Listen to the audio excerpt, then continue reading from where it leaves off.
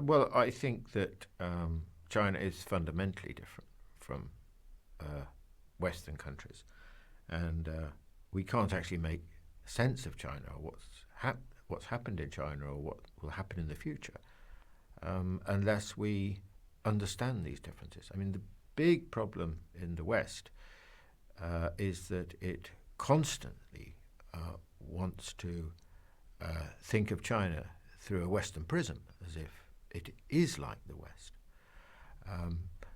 Why we're like that, I think, is because of the last, at least 200 years where we've dominated the world. And basically, we've got our way so much. And so we're very, very poor at understanding difference and respecting difference, I'm afraid.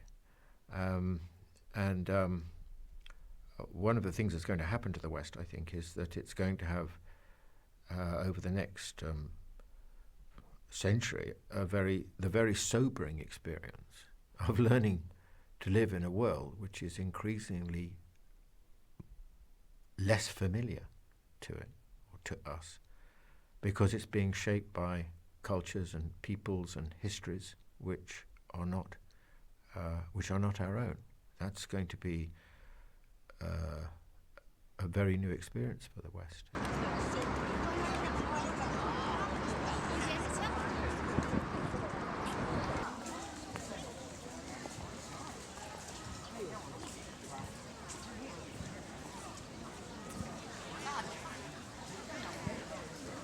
One of the characteristics of Chinese modernization is that it's taken place at this kind of breathtaking speed.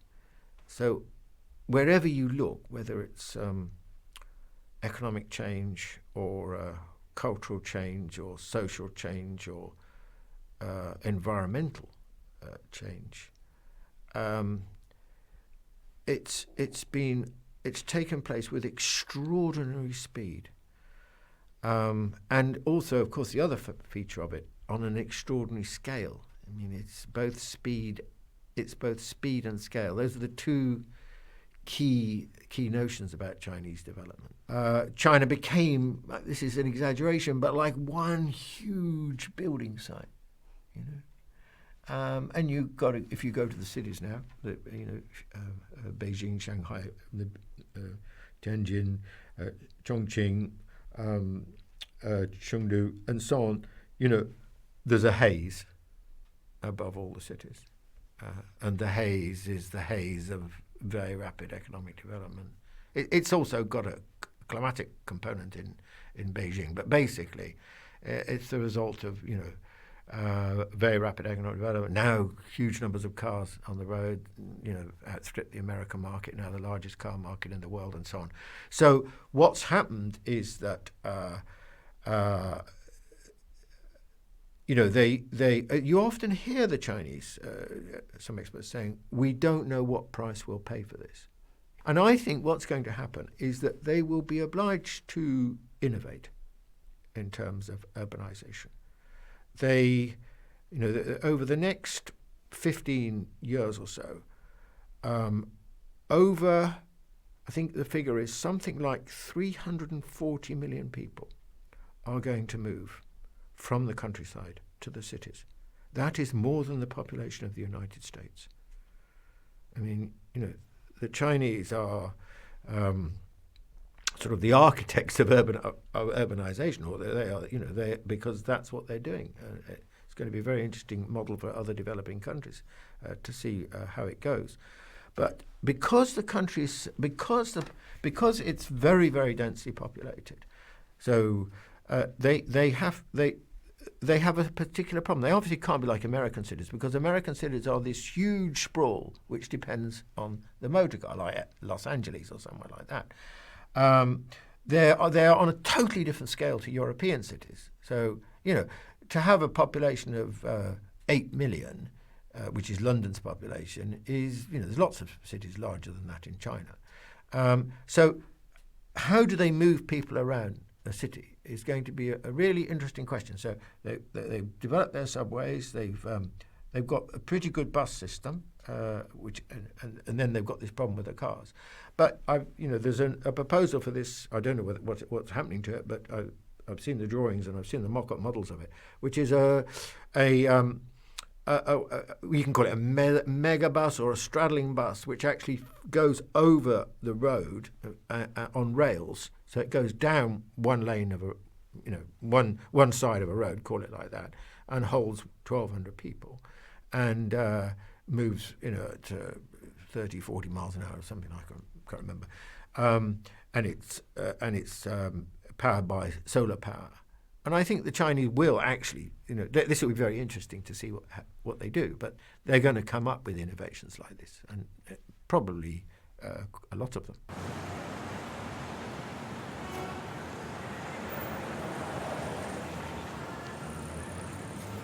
The Chinese government has been extraordinarily competent. I mean, if you measure a state by what it delivers and how well it delivers it, then I don't think the Chinese government has any peers in the world, actually, for this period. I mean, this extraordinary reduction in poverty, these amazing growth rates, and the extent to which the Chinese so far, I mean, who knows what the future holds, but the way in which they've managed to maintain this growth without really very, very serious recessions.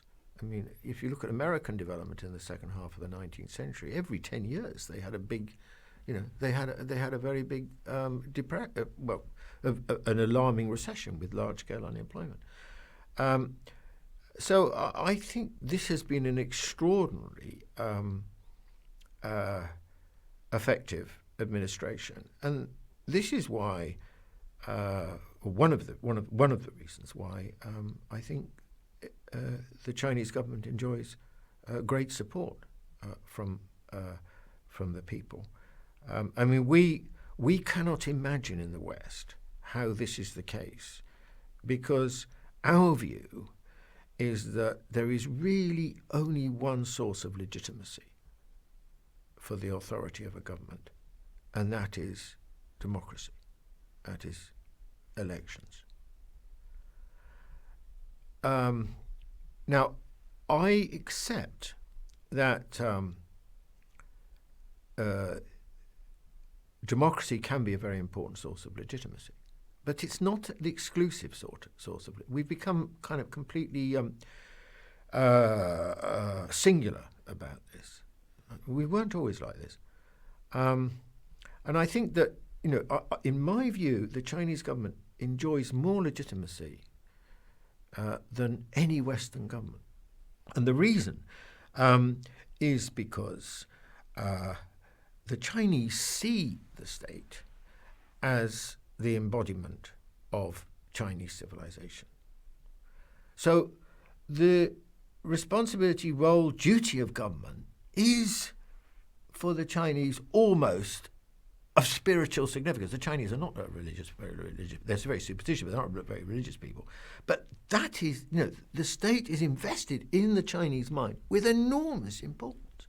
So the relationship between the Chinese state and society is totally different from that in the West, and it lends the state great authority. And it's not a new phenomenon. This goes back. Well, it goes back to before the victory of the Qin. I mean, it goes back in a way to Confucius and those kind of propositions 2,500 years ago. I mean, it's very, very old, and the Chinese, of course, have long had a state. I mean, the Chinese state is maybe arguably the oldest state in the world, or one of the oldest. Developed very early, and Confucius was a very advanced thinker about notions of government, more advanced than anything existed in the West at the time. So there's been this extraordinarily long tradition. And I think one thing I'd say about the Chinese state is that it is extremely competent in a way that I think most Western states against them are relatively incompetent. Statecraft is to be taken seriously. Unfortunately, in the West, what's happened in the neoliberal period is the state has become scolded and denounced and ostracized, and this is. We pay for this, and we'll pay dearly for it, because actually we're going to need the state, because you need public authority if you're going to reconstitute and re-energize your society. But the Chinese don't have essentially this problem because it's embedded in society in a totally different way. It's true that a lot of that Chinese history doesn't lend itself to democracy because it's never been democratic in the sense that we understand it. They don't have that tradition. And it's also true that in some ways Confucianism is inimical to democracy and so on. But in other senses, it's not true. The Chinese, since Mencius, one of Confucius' disciples, believed in the mandate of heaven, which was that if the emperor was ruling in a bad way, in a malevolent way, the people were justified in revolting against the emperor and overthrowing him. This was much more democratic than our European philosophy of the divine right of kings. It's closer to a kind of French revolutionary notion in some senses. So it's not true that there aren't things in the tradition which lend themselves to a process of democratization. But I think in the longer run, we have this arrogant Western mentality that everyone's one way or other going to end up where we are, and including on democracy. Now, I think the Chinese will move in time over this direction, but I don't think Chinese democracy will look that much like ours, actually. I think what you'll have is there will be a growing process of democracy, but at the heart of Chinese governance, I think, will be a notion of state rather than popular sovereignty. So yeah, they'll have elections and so on, and we shouldn't be surprised by this, because we are absolutely riveted in the West by the idea of political systems.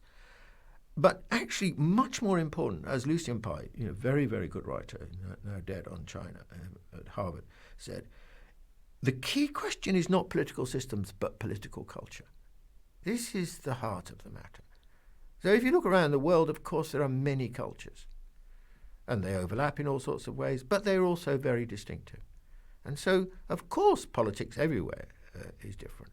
But now we're on this crusading mission of mantra of democracy for everyone, like we've done. If they won't have it, we'll invade them. Iraq and all that. So, but I think that's what, roughly speaking, I think that's what will happen.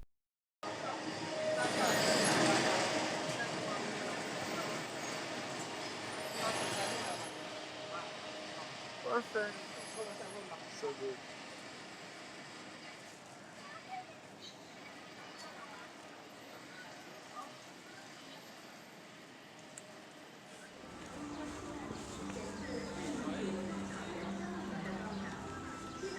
The Chinese attitude towards their rise is not like that of Japan or Germany prior to 1914, which is sometimes the way in which international relations analysts speak of the rise of China. Those were countries that felt as if they had been jilted, and they were trying to get they were new kids on the block who felt they deserved a place in the system, in the sun, as it were. The Chinese mentality isn't the same as that. The Chinese mentality is we are a great civilization. We are the greatest civilization that has ever been, I would say. That is probably the Chinese mentality. They by and large, even though they've had a terrible 200 years, they by and large still think of themselves as that they should be top of the pile. And so they regard their rise as sort of, well, of course. Why should you be surprised? I mean, it's not that is an oversimplification. But what is so striking about the Chinese is this, I think, this deep sense of inner confidence. That despite 200 years where they've not done well, and 100 years, the century of humiliation, they do enjoy this underlying confidence, which I think is very, very makes them very distinctive in the developing world. because I think normally countries in the developing world, former colonies, have big psychological problems about their relationship with the West. I mean, that relationship damaged them in all sorts of ways. So their sense of self, their sense of their independent identity, their sense of their own potential and worth and ability has been damaged by this experience. Whereas for the Chinese, they are able to draw on this extraordinary history, where not one time they, were efflorescent, but several periods in Chinese history. The Tang dynasty, the Song dynasty, part of the Ming dynasty, early part of the Qing dynasty, and before the Qin as well. The Chinese were a very innovative culture, which always puzzles me why people think, well, they're just copiers. And, actually, this isn't what Chinese history has been. They've not been copiers. Our own economic transformation and the Industrial Revolution drew very, very heavily from Chinese inventions.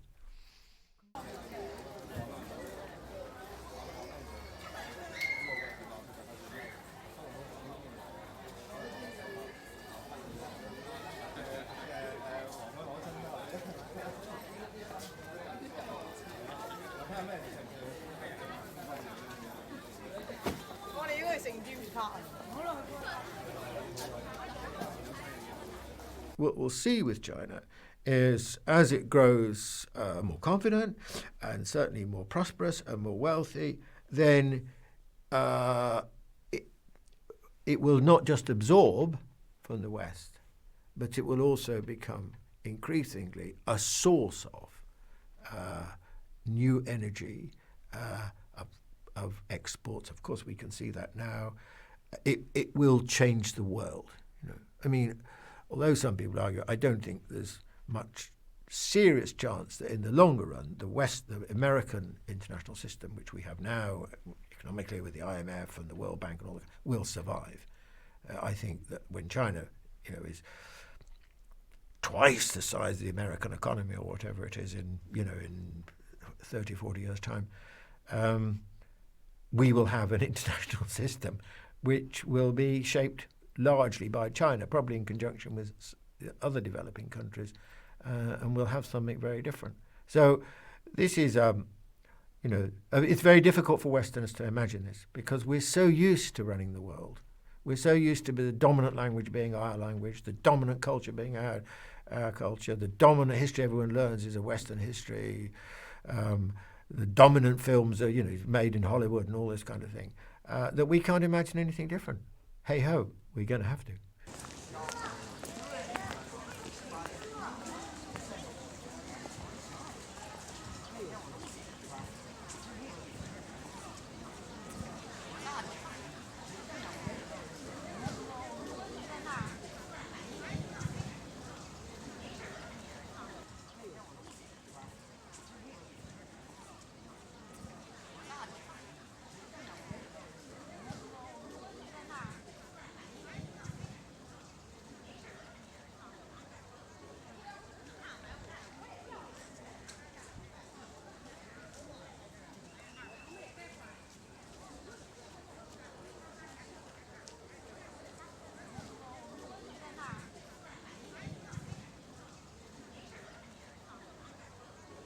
Well, the Chinese have a very different attitude towards time, I think, than the Western tradition, especially the American tradition. Not so much Europe, but especially the United States, because essentially the United States is a very recent creation. Of course, America as a continent is very old, but the people that used to live in it are now, being marginalized and were largely exterminated in one way or another, the Amerindians. So, America dates from the arrival of the Pilgrim Fathers and so on. So it's, 400 years old, something like that, or less in some respects. So it's a very, very recent creation. So it was relatively gravity-free. Although the Europeans went there, they didn't they took their traditions, but they didn't take their feudalism with them, and they didn't take their longer history. They only took their short history with them. So America was constructed as this very dynamic society, which wasn't weighed down by its past, in the sense that Europe, for example, was. And so time, the Americans, a very strong sense of a sort of constant reinvention has been, in many ways, a very appealing part of the dynamic part of the American tradition. Now, the Chinese are at the opposite end of the scale. They have this extraordinary sense of history. They have this the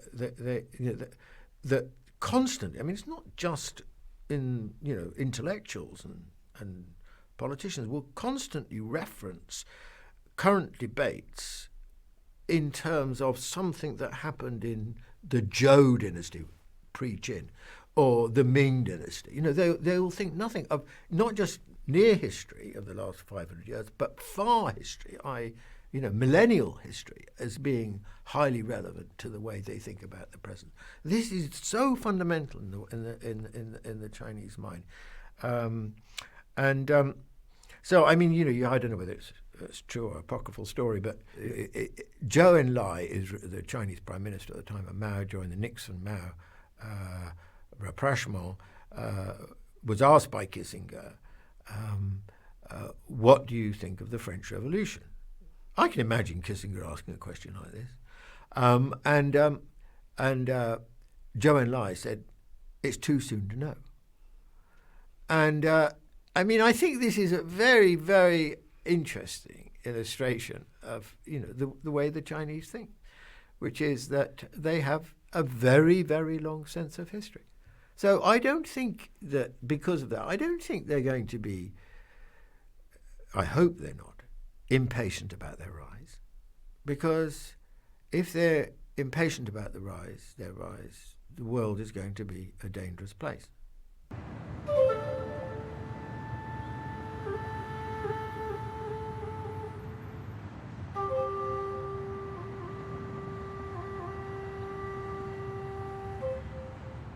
We are witnessing the rise of China and the decline of the United States.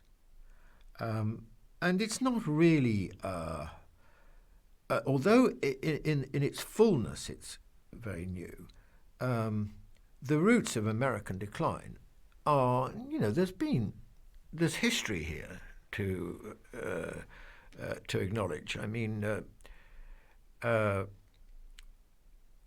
already, it really, the process was obscured by the collapse of the Soviet Union and the victory of the United States in the Cold War and this kind of extraordinary triumphalist decade, the end of history and all this kind of nonsense, in the 1990s, culminating in Bush's election, and the belief on the part of the neoconservatives that America stood on the eve of a new American century. I mean, this was most extraordinary. When you look at it now, what a total misreading of history this was. I remember when my book came out in 2009. People would say, "Well, China's going to have a crisis. These figures, projections for the future. That Chinese economy will be bigger than the American economy in 2025. That must be." That's so far ahead in the future. Of course, it's not going to happen. I mean, people always think in terms of the past when they're thinking of the future. And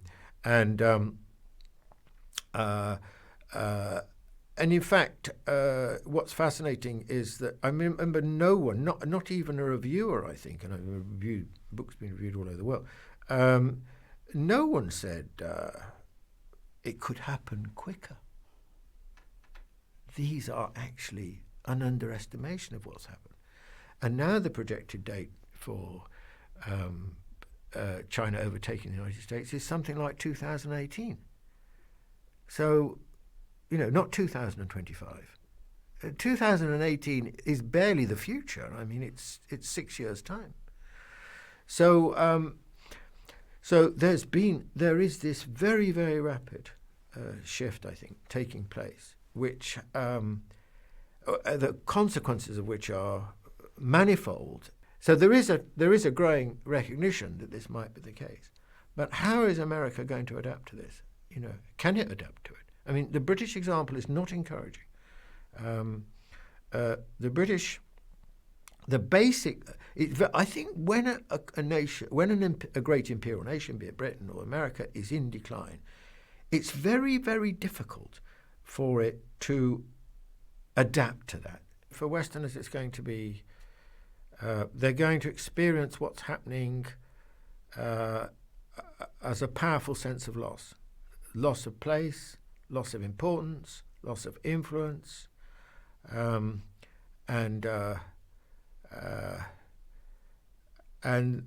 maybe that will make them more defensive. Maybe they'll make them more aggressive. I don't know.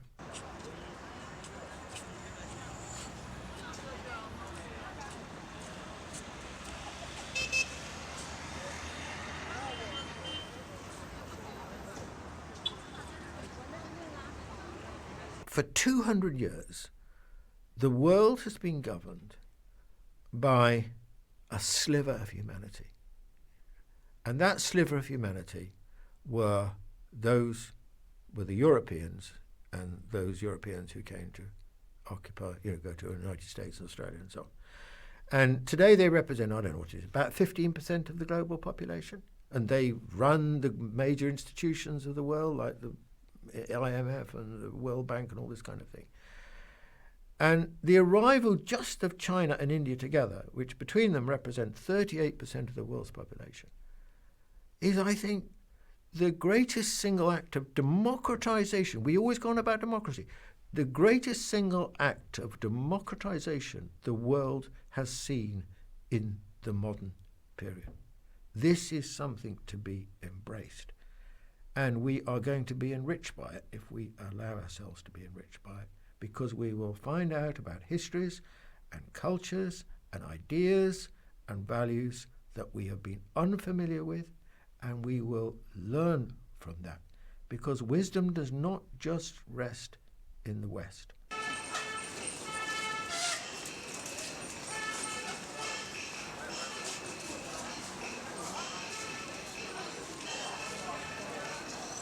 炸酱面，然后把